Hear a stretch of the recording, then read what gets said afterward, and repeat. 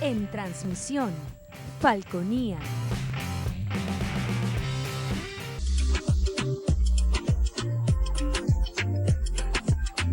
Este programa es de tipo informativo y de opinión, que contiene elementos de lenguaje, salud, sexo y violencia puede ser presenciados por niños, niñas y adolescentes sin la supervisión de sus padres, madres, representantes o responsables. Somos tu canal, somos Falconía.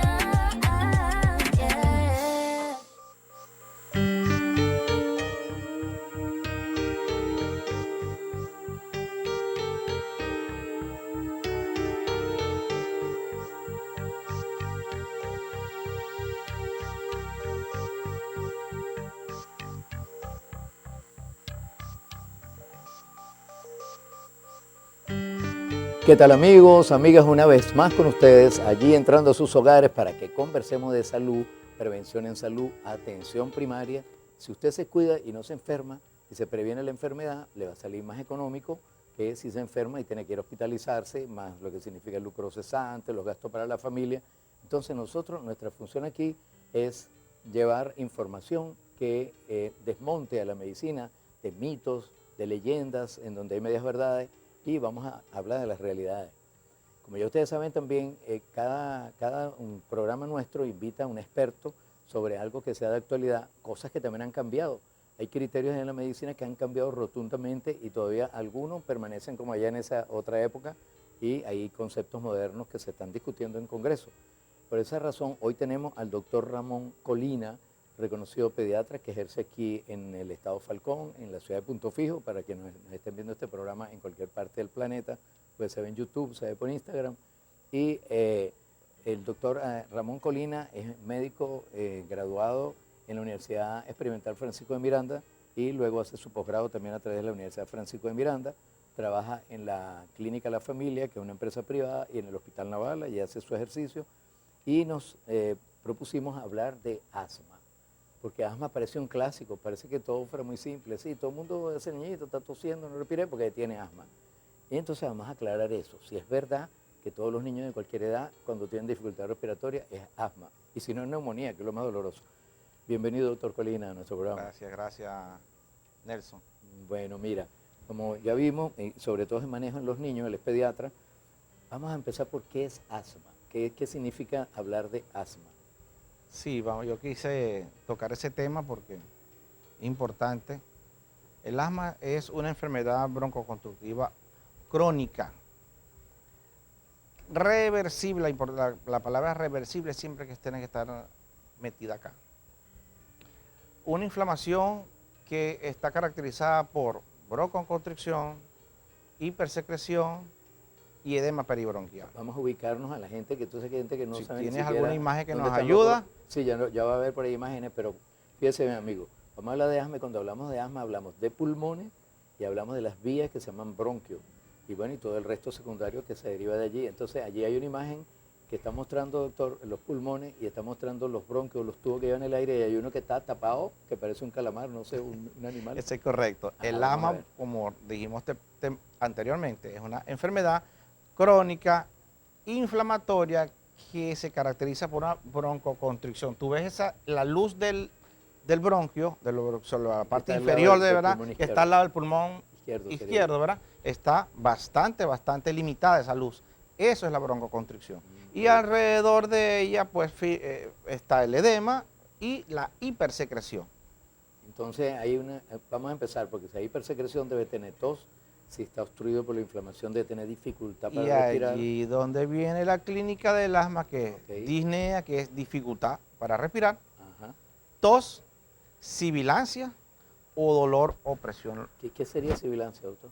Sibilancia es el pito que a veces con frecuencia auscultamos o incluso oímos al momento de expirar el aire, o sea, al momento de salir el aire. Sí, claro, y es cuando expira, no cuando inspira, no cuando introduce el aire. Depende incluso de la gravedad, ¿ok? Porque cuando uno clasifica la gravedad del asma, cuando los silbidos, los pitos son expiratorios leves, cuando al final de la expiración, cuando es durante la expiración, hay más sibilancia, mayor gravedad. Cuando Y está botando el cuando aire. inspira y expira y hay sibilancia, aún más grave está el paciente. Ah, ok, entonces ahí vamos a entrar por comprender que hay diferentes estados en un niño, estamos hablando sobre todo, vamos a hablar de niños realmente en nuestro programa, que hay diferentes estados de gravedad. Hay niños que pueden tener un asma controlable o reversible, pero que no es grave. ¿Y cuándo entonces sería grave, doctor? Bueno, ¿Qué señales pues mostrar? las señales importantes. Uno, la número de respiraciones por minuto que pueda presentar ese paciente. Y va a depender de la edad. Menores de 3 años tiene de entre 15 a 20 respiraciones y a medida que tiene más dificultad, va aumentando la puntuación. Mientras es una puntuación que uno utiliza de gravedad. Dificultad para respirar, que es el número de frecuencias respiratorias que va a tener, la saturación de oxígeno que pueda tener ese Y paciente. eso se puede saber hasta por esos aparaticos del Y dedito, ¿verdad? saturómetro. Pueden ver Y la sibilancia, como te dije, si hay sibilancia en la expiración llamamos nosotros esa salida de aire que generalmente es un poquito más prolongada que la inspiración. Uno inspira, toma aire y es rápida. Y la expiración es un poco más lenta. Esa expiración al final, cuando ocultamos sibilante, la digamos que es leve. Cuando los sibilantes que presentamos es durante la completa expiración, moderada. Y ya cuando los sibilantes lo presentamos tanto en la inspiración y en la expiración, es un paciente que está grave. Y yo recuerdo sí que veía dentro de mis veces que estuve en emergencias y fui médico de eso, que se le hundían las costillitas al nené Y se le colapsaban. el otro ítem que se evalúa son los músculos accesorios que se utilizan al momento de estar inspirando y Tratan expirando. de meter el aire y entonces se colapsa. Subcostales, la costillita. costoctal, incluso hasta el aleteo nasal.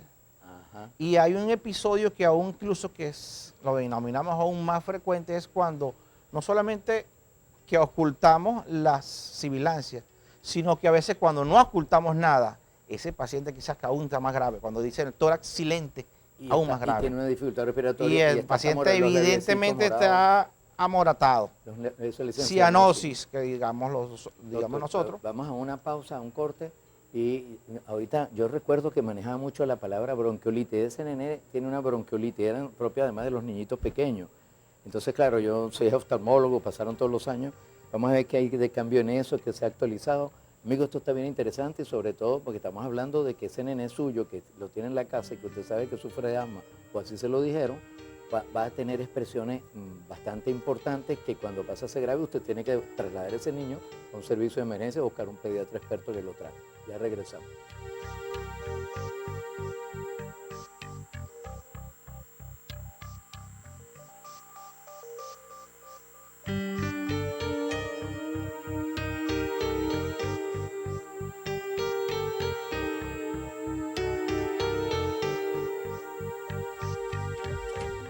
Inicio del espacio publicitario. Somos tu canal, somos Falconía.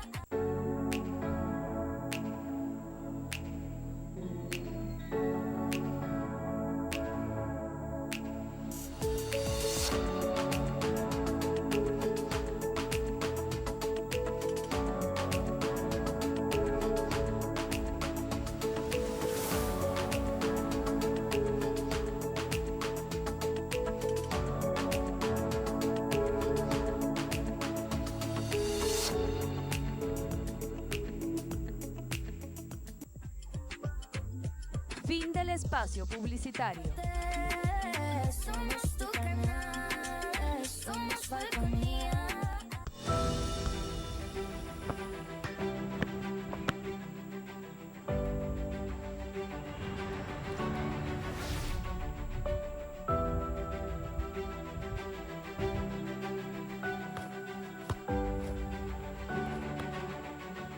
Por mis derechos, grita gol por la niñez. Celebremos juntos el Día Mundial de la Infancia. La Federación Venezolana de Fútbol y UNICEF Venezuela se unen para la promoción de los derechos de la niñez.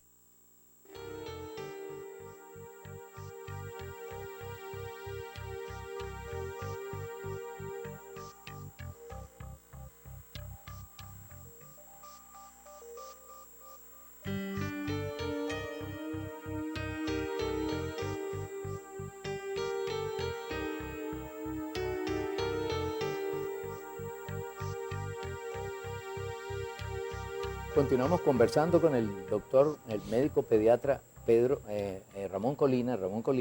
Y Ramón nos está explicando, el profesor Colina, acerca de, le hice la pregunta sobre lo que se llama bronquiolitis, porque de repente si su niño tiene una bronquiolitis, y uno podría preguntar si eso es asma. Entonces, ¿qué va a definir esas diferencias y cómo empieza a sospecharse realmente que un niño, con todas esas cosas que discutimos, tiene asma? Sí, Nelson, cuando nosotros estudiamos, pues le decía la bronquiolitis, que es un episodio de asma, el primer episodio de asma que presentaba, donde decían uno, ¿no? Entre los 2 meses y los 2 años se presenta una etiología que es el 85% producida por el virus sincicial respiratorio. Un virus, o sea, Un virus, una infección. una infección viral. Y uno le decía, no es un primer episodio de asma mal puesto porque no podemos de una vez decir que un paciente es asmático. Que entre paréntesis, ese virus podría no darle si está vacunado. Incluso ¿verdad? ese virus repite. Hay una vacuna. Una bronquiolitis puede repetir. Y si en los pacientes con prematuridad, que generalmente hacen dificultad respiratoria, existe todavía una vacuna para precisamente combatir el virus respiratorio. Que no le dé, pues, para que no le... Ok, entonces pone no está vacunado, entonces él tiene un cuadro de bronquiolitis, ¿por qué? Porque suena silbiditos también, pero es por la edad que se llama bronquiolitis. Claro, es que hay algo que te dicen que no todo lo que sibila es asma. Hay muchísimas patologías en las cuales tú puedes conseguir sibilantes en el niño y no ser asmático. ¿Okay? Por eso es que cuando nosotros definimos a un paciente asmático, en menores de 3 años debemos de decir que la sospecha es una sospecha clínica. Los episodios con mucha frecuencia o de recidivas de dificultad respiratoria, de tos, que sibilan y que mejoran con broncodilatadores, aunado a que, pues ahí es donde vienen los factores genéticos. Yo tengo un papá asmático, yo tengo factores que la mamá... Era alérgica, mi mamá era alérgica al frío. Mi mamá era alérgica, Cuando se le enfriaba que el agua, fumó le hacía tabaco durante el embarazo, que el bebé es prematuro, que el bebé es obeso, que el bebé recibió leche maternizada, leche de vaca en los primeros meses. Eso predispone o lo sensibiliza a ser un paciente atópico. Por eso dentro de los fenotipos del asma estamos los atópicos y los no atópicos. Los atópicos tienen que ver evidentemente con la genética de los padres y eso es algo que llevamos ya de por sí inerte. Un paciente que es alérgico, asmático, es porque ya vienen los genes. Y aunado a los factores predisponentes que tenemos en el ambiente, e incluso en la dieta. Yo tengo una anécdota que en una paciente de 2 a 6 meses, cada vez que le daba fiebre, le colocamos diclofenac y ese paciente terminaba en sibilancia. O sea, hace una respuesta alérgica al diclofenac. Y cuando se le hizo los estudios, el paciente era alérgico al diclofenac. Al AINES de ese y al AINES no era un paciente asmático. Y supone que esos son medicamentos antiinflamatorios. Antiinflamatorios para la fiebre. Y la cortisona, que siempre se usó muchísimo, lo primero que hacíamos era ponerle una inyección en los servicios de emergencia de cortisona. Es correcto. ¿Siguen usándose? No, no se está usando. Ajá. Cuando uno hizo el posgrado, y muchísimo, y todavía creo que a veces se utiliza, llega el paciente con sibilante, inmediatamente, antes de colocarle un broncodilatador, le colocan esteroides. También le poníamos adrenalina. Sí se sigue utilizando, subcutánea o algo así era. No, ya no usamos adrenalina. Figúrate, estamos así bien medio, es que ha cambiado mucho las cosas. Sí, una vez se usó adrenalina racémica, pero para laringotraqueobronquitis, para el CRUP. De hecho, es la toferina. No, el CRUP es laringotraqueobronquitis, la toferina es síndrome coqueluchoide, que es la difteria. Es cosa muy diferente. ¿Okay? No están por ahí, no hay nada que ver. ¿Ok? Ajá. En esos episodios de la laringotraqueobronquitis o CRUP sí utilizamos la adrenalina racémica. Pero ahorita en los tratamientos para el asma infantil, los broncodilatadores es el tratamiento de elección. Mira, ahí está saliendo un nene que está usando ese aparatico. ¿Es eso? El es correcto. Esos son los inhaladores que ahora están, es la panacea ahorita. Esos productos tienen químicos más adecuados, más que poner una adrenalina o ponerle cortisona. Sí. Ahorita lo que se está hilvanando es el salbutamol como el broncodilatador de acción corta, inmediata, para revertir el proceso de broncoconstricción de ese árbol bronquial. Interesante. Bueno, ahí dice, ¿qué debo hacer si mi hijo tiene asma? Esa es una de las preguntas que están ahí haciendo en la diapositiva. ¿Qué debe hacer entonces si mi hijo ya tiene más de 2 añitos, 3, ha tenido varias crisis, tiene asma? Por ejemplo, yo recuerdo que en mi familia se hablaba mucho que si tenía asma, llévelo para la costa, llévelo para la playa, llévelo de Pamaracay, y vivían en los Andes, para decir algo. El tratamiento del asma es multifactorial. Ajá. Evidentemente Es no una solamente... leyenda, no es una, No, ni es un eso, mito, pero eso tampoco... implica los padres, la conciencia de los padres, implica cumplir el tratamiento. La adhesión al tratamiento quizás es una de las partes más importantes, porque como todo, cuando nos sentimos bien, dejamos de tomar medicamentos. Y el asma es una enfermedad controlable, no se cura, se controla. ¿Y qué tiene que tener para estar controlado? Tener esos inhaladores siempre. Los inhaladores con el glucocorticoide, que es por eso que en el tratamiento del asma le tratamos la parte aguda con los broncodilatadores y un medicamento controlador que son los esteroides. Cuando está en estado agudo o en estado crónico, entre comillas. En el estado agudo utilizamos broncodilatadores Ajá. y depende de la crisis podemos utilizar alguna vez algún glucocorticoide oral o endovenoso o parenteral. Y para controlar al paciente, o sea que para que no me dé esas crisis de dificultad respiratoria, usamos los glucocorticoides. ¿Qué pito tocan los animalitos de la casa que siempre apagan todos, los perritos, los gatos? Eso Ellos es realmente uno influyen. Desencadenantes, está descrito, son los desencadenantes de Ahí está asma. saliendo una imagen, habla de ácaros o los pelitos de Sí. la caspita del animal. Fíjate que hay algunos autores que dicen que a veces una alfombra puede pesar el 40% de puro ácaro. Ácaros, que son esos bichitos que están ya Esos bichos que fotografiados, que tienen parecen unos y pioditos son microscópicos. desencadenantes junto al polvo y otros. Y ellos viven en los colchones en todas partes. En todos lados. Sí, he oído de métodos para uno poder desinfectar el colchón y siempre hacerlo, que si una de las cosas es ponerlo al sol. Sacudirlo, ponerlo al sol, porque a él le gusta un poco la humedad, La por eso humedad que y el sol sombra. Mira, los ¿cómo combate. cómo está la estadística de eso? Que ese sea a nivel mundial. ¿El asma puede matar a un nene? ¿Puede ¿Cómo tener una crisis de no? asma? Se dice que la estadística es 0,07% que un asma puede llevar a la muerte de un niño. Ah, ya me vas a Ok. comentar, porque es muy importante cómo está la frecuencia aquí y si los asuntos Ah, sociales que están perjudicando en parte a Venezuela, la economía, ha influido en que se hayan incrementado los casos de consulta de niños con asma. Ya regresamos, doctor Sí, Colina, cómo no. no se pierdan esto porque debe estar alerta y a lo mejor hasta si reúne los elementos genéticos que usted sabe, su familia, son todos alérgicos, etcétera, a lo mejor si se pone en prevención con un médico como el doctor Colina, el niñito no se le va a desencadenar un asma. Puede ser que se quede en que hubo conato, algo así. Ya regresamos, amigos.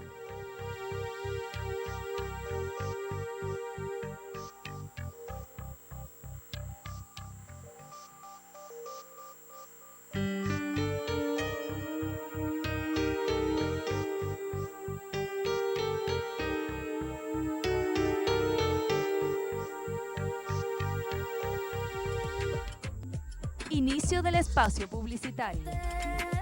Somos tu canal, somos Falconía.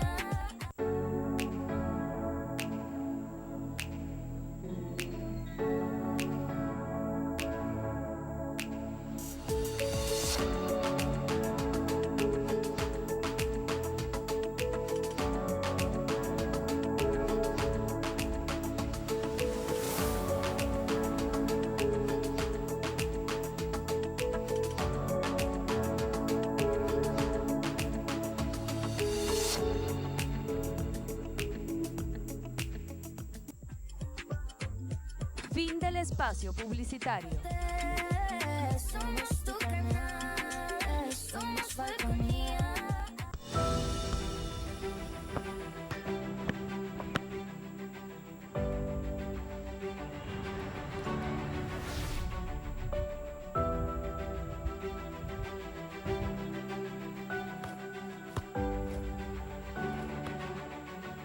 Por mis derechos, Vitagol por la niñez. Celebremos juntos el Día Mundial de la Infancia. La Federación Venezolana de Fútbol y UNICEF Venezuela se unen para la promoción de los derechos de la niñez.